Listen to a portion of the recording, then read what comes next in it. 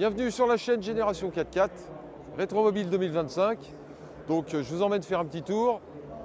Ça commence très bien parce qu'on est devant un magnifique Mitsubishi 2,8 litres turbo diesel. On appelait ça à l'époque intercooler. Une version étrangère, peut-être hollandaise. Le signe, c'est la rehausse de toit qui permettait d'avoir une réduction de taxes. C'était considéré comme un véhicule utilitaire à partir du moment où il y avait une hauteur de toit supérieure à l'origine. Voilà. Allez, on y va, par là.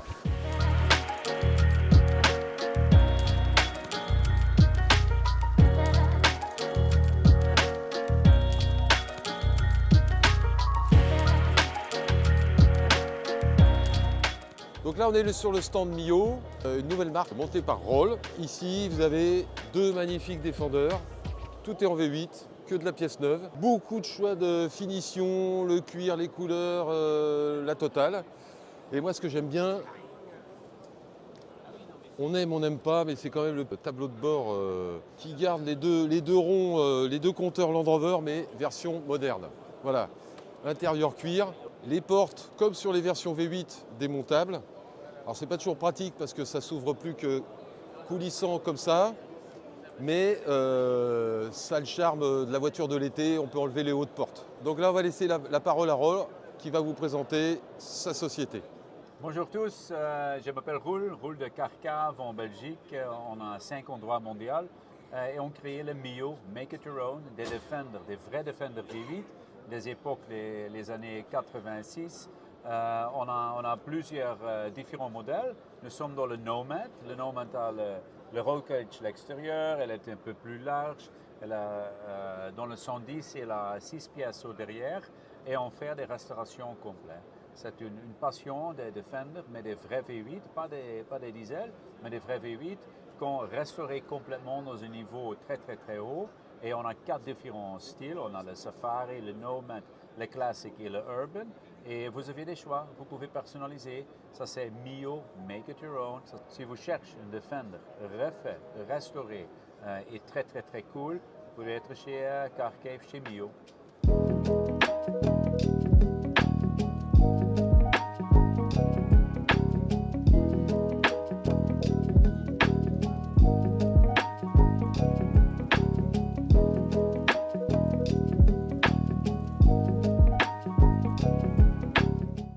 Allez, clique. Donc là, on est sur un stand Métropole, donc grande maison, et on est en présence de deux véhicules allemands, assez atypiques, surtout celui-là, qui est un Kettenkrad qui a été développé pour le front russe où il y avait beaucoup de gadou.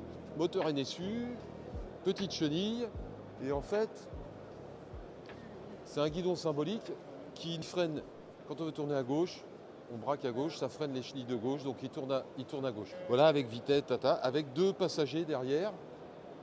En général, ça trimballait un petit canon d'artillerie. Voilà, donc c'est un véhicule assez atypique. Et à côté, alors on peut dire que c'est le summum, c'est la Jeep allemande de la Deuxième Guerre mondiale. Alors elle est qu'en 2 roues motrices, mais cette petite version est amphibie. Voilà, donc assez rare. Alors le prix, le Kettenkrad, il est à 165 000. Et là, on est à plus de 200 000 € maintenant. C'est très rare de les retrouver en bon état. Donc ici, qui est assez sympa parce qu'il y a un petit caillebotis, c'était assez léger donc ça passait partout. Et ici vous avez le petit système, on décroche cette tige, une fois qu'on est dans l'eau, on prend la tige et on rabaisse l'hélice qui se connecte directement sur le moteur et donc on accélère là et ça fait marcher l'hélice. Voilà. Donc le réservoir à l'avant, là il est complet, la couleur pas d'origine. Il y a les deux côtés des chargeurs pour la mitrailleuse qui allaient là. Des chargeurs de 50 cartouches. Voilà, ça c'est rabattable. Le petit feu de combat pour les rouler en convoi qui s'appelle Noten, qui était sur tous les véhicules allemands, qui est assez connu. D'ailleurs, dans les commémorations, il y a des gens qui recréent des colonnes Noten où tous les véhicules ont ça. Voilà. Bon, là, un classique du genre du Dakar, 205 de Vatanen. Donc c'était des voitures qui étaient dérivées des voitures du WRC, qui ont été adaptés pour rouler dans le désert, garde au sol. Bon, on est toujours moteur central arrière transversal. Là, c'est une des voitures qui appartient à la famille Jacques, une grande famille de casseurs automobiles proche de chez Peugeot. Voilà. Ils ont même la ZX, qui est le modèle suivant. qui a participé, elle, au grand rallye c'était les Pékin-Paris, Paris-Pékin, enfin bon voilà, la grande époque. Il faut savoir qu'ils changeaient pratiquement tout tous les soirs.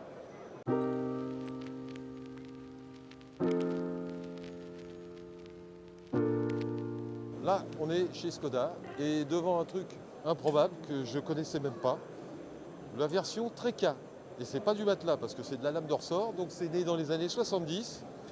Il y a eu à peu près 3000 exemplaires fabriqués à Oatutu, non, OAU, 40 chevaux, petit moteur 1200 sur base de l'Octavia. Le premier client livré était un Australien. Là, nous sommes devant une pièce de collection, une vraie voiture historique du Dakar qui peut prétendre à rouler sur les rallyes classiques. Donc c'est le Mitsubishi Pajero de Jutta Kleinschmidt et de sa copilote Andreas Schulz qui ont gagné le Dakar en 2001, les seules femmes à avoir gagné le Dakar. Donc c'est ce qu'on appelait après les Pajero Evo, ça a évolué, mais cela c'était encore vraiment à partir de la caisse d'origine. Il y a beaucoup de pièces déjà qui venaient du Japon, qui sont difficiles à trouver, ça a empiré après, mais ça c'était encore gérable. Avec le V6, il y a eu des versions civiles, on appelle les Pajero Evo. Beaucoup ont été construits conduites à droite parce qu'ils étaient produits en Angleterre. Mais à l'époque, pour pouvoir être en catégorie T2, il fallait un certain nombre de voitures de production produites. Bon là, on est devant un beau collector, la combinaison de Bruno Sabi, qui fut le héros de cette année où ça a été très compliqué, où ils se sont sablés 200 fois. Citroën a fait le tour de ce cordon de dune. L'étape a été annulée, ça a été un peu un gros scandale. Le pauvre Fenouil qui était responsable du Dakar était vraiment dans une situation difficile. Mais là, c'est un bel exemple des 12 victoires de Mitsubishi sur le Dakar, y compris cette voiture qu'on vient de voir, qui avait fait la une de l'équipe, championne les filles. C'est les seules femmes à avoir gagné le Dakar. Voilà.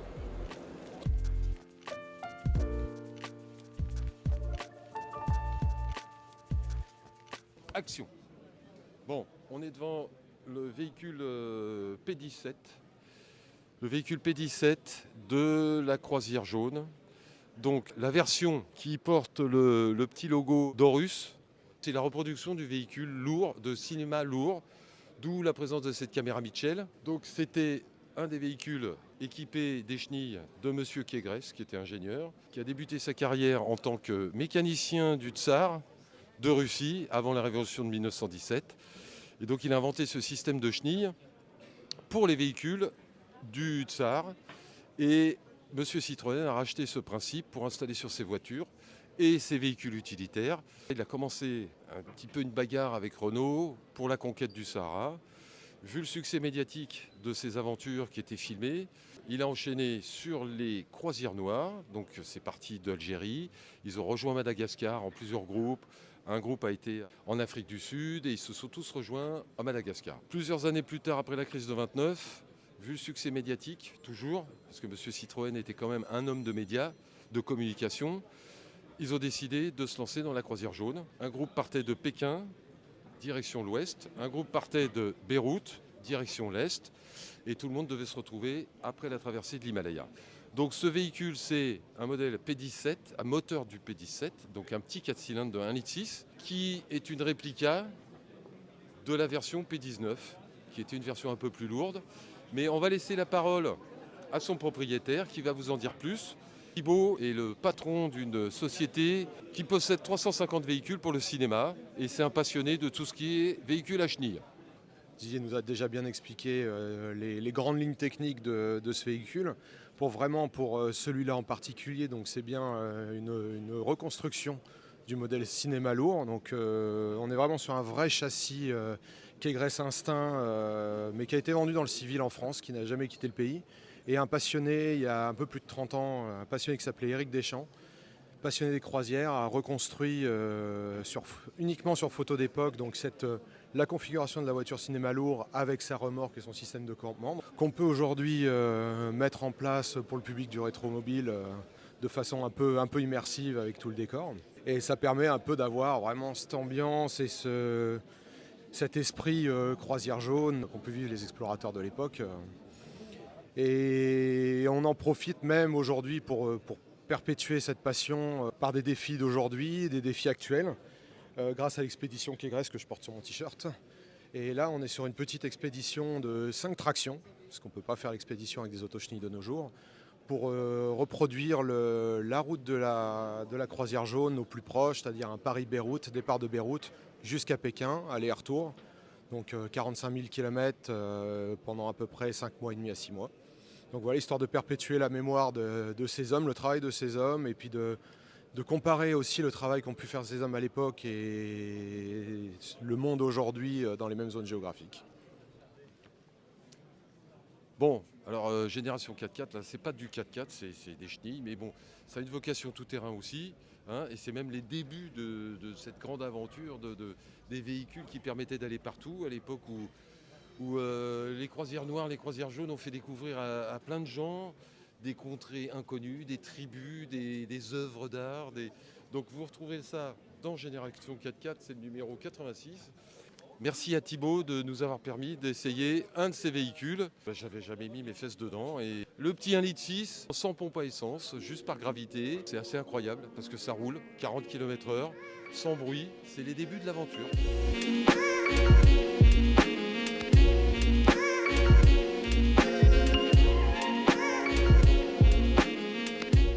Donc les amis, là on est dans la petite Lada de Nicolas, super bien préparée. Objectif Dakar 2026, le Dakar classique évidemment. Voilà, donc il a conservé le moteur 1600, un peu amélioré, suspension doublée avec amortisseur, avec bonbonne séparée, siège baquet, enfin la totale pour avoir le droit de rouler en rallye. Voilà, bon il y a juste le volant, voilà, tac tac tac. Maintenant je vais passer la parole à Nicolas qui va vous raconter son aventure qui débute. Le Dakar ça démarre toujours longtemps avant.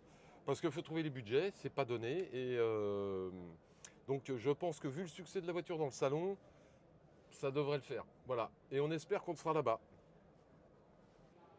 Donc moi je suis Nicolas, donc je suis le pilote de la voiture qui va participer au Dakar Classique avec mon fils Lucien. On voudrait remercier tout chaleureusement toulniva.com avec Christophe qui est quelqu'un qui connaît tout dans le Niva, qui nous a énormément aidé dans le développement de la voiture, dans la fabrication. Il y a toute une équipe derrière nous, on cherche des sponsors, on a besoin de boucler notre budget, on est à la moitié, donc on ne va pas s'arrêter là, on va aller plus loin. Donc venez nous rejoindre, vous ferez partie de la POM Family Racing et ça va nous faire un bien fou et vous allez rentrer dans une famille de passionnés qui vont aller jusqu'en Arabie Saoudite faire le Dakar Classique.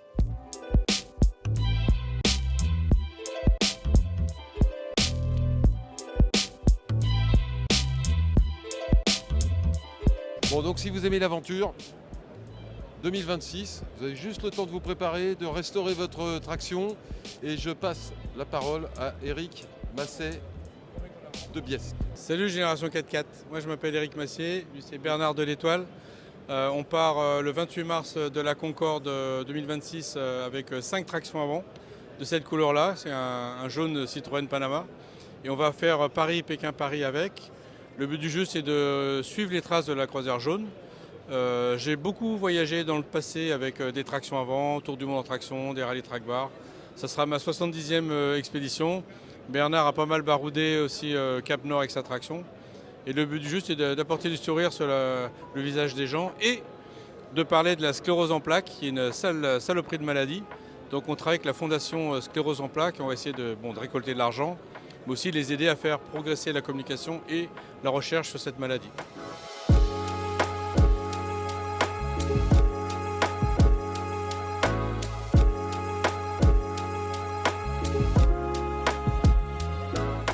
On est chez Arcurial au milieu de magnifiques voitures. Donc je ne connaissais pas ce 4x4 là. Donc je vais vous lire la notice. Alors c'est donc un Gurgel Xavant X12 de 78. Voiture idéale pour les vacances, tout chemin, rare en Europe, tu m'étonnes, fiable à l'entretien facile, exotique et exclusive, moins de 1000 exemplaires. Bon, entre 20 et 30 000 euros. Mais ça a l'air d'être du poli. Je n'ai pas plus d'informations au niveau du châssis, de la motorisation. Mais bon, voilà, c'est les petites choses qu'on découvre à Rétromobile. Bon alors là, un classique, hein, on ne va pas s'étendre sur le sujet, un G320, boîte auto, intérieur cuir, version 1995, 40-60 000 euros, une valeur sûre parce que le G c'est indémodable. Et puis dans le prochain numéro, vous pourrez lire l'héritier en full électrique, on s'est bien amusé. Bon là, autre valeur sûre, on ne peut pas passer à côté, un beau petit Range 3.9 qui reste abordable parce qu'on est dans les 40-60 000 euros. 1990 avec seulement moins de 7000 km au compteur. Donc l'intérieur tissu, le Cubibox en bon état, pas de rouille, une affaire. Voilà. Pour ceux qui aiment le bon vieux V8 Rover, il n'y a pas eu mieux. 3,9 litres injection, c'était quand même une référence. Bon, truc improbable, c'est pas 4x4, mais c'est quand même une Packard Light de 37 transformée par Chaperon. Donc apparemment, c'est une marque de maillot de bain. Donc je pense que ça pourrait servir encore aujourd'hui parce que c'est vraiment atypique. Donc, Bonjour. là on ne pouvait pas tomber mieux. Je vois un micro, une Donc- caméra, c'est maintenant, voilà, j'y vais tout de suite. Voilà. Donc monsieur Mathieu Lamour, qui est un des grands commissaires-priseurs de la maison Bonjour, Arcurial. Où est-ce que vous avez trouvé ça? Ah, cette voiture était dans un musée, c'est extraordinaire. L'histoire est fabuleuse, évidemment. Cette voiture, la base est un châssis de 1937 Packard V8. Et la voiture a été élaborée en 1948 à l'initiative de Louis Réard. Parce qu'en France, nous avons créé le maillot de bain bikini 9, avenue de l'Opéra, c'est marqué dessus. Oh là là. Et il voulait une voiture pour promotionner ce nouveau maillot de bain révolutionnaire, le bikini. Et il voulait une voiture très particulière, donc une voiture estivale, une voiture qui représentait la mer, le rêve, etc., l'évasion. Et derrière même, regardez, et il a fait appel, pardon, pour construire cette voiture, pour élaborer cette voiture, à monsieur Henri Chaperon lui-même, un des plus grands carrossiers français, évidemment, de l'histoire. Et cette voiture est incroyable. Regardez, venez. Regardez ici la terrasse, comme un deck de bateau, avec les hublots que vous pouvez voir. Et à l'époque, donc, cette voiture, vous pouviez la voir dans toutes les stations balnéaires possibles et inimaginables. Et avec monsieur Réard qui se baladait avec 2-3 mannequins en bikini pour faire la promotion de son invention extraordinaire qui perdure encore aujourd'hui. Vendu. Bon, Voilà. alors je suppose que quand vous allez la mettre en vente, vous êtes en maillot de bain, une pièce à rayures. Pas sûr, Bon. pas certain. Merci. Elle est estimée entre 200 et 300 000 euros. On verra le résultat. Voilà, Bah, écoutez, ça serait je pense que c'est une pièce unique. exactement. Parmi les 125 voitures de la vente Ouais. et 60 motos. Vente demain, vendredi, samedi et dimanche pour l'automobilia. Alors là, c'est dans un recoin. Moi, c'est mon petit coup de foudre parce que j'ai roulé dedans en bon auvergnat dans ma jeunesse. Un cousin de ma mère en avait un. Et on peut tout rabattre. Ça, enlever la bâche, tout. Et derrière, c'est un plateau. C'est un petit véhicule Sterpush. Celui-là, c'est une version 1959. Estimé entre 28 et 30 000. Alors ça peut paraître énorme, mais c'est un vrai petit cabri. Ça passe partout. Suspension indépendante. C'est un jouet. Voilà. Donc pour moi, en amoureux des véhicules tout-terrain, entre la 2 chevaux Sahara et ça, je prends les deux.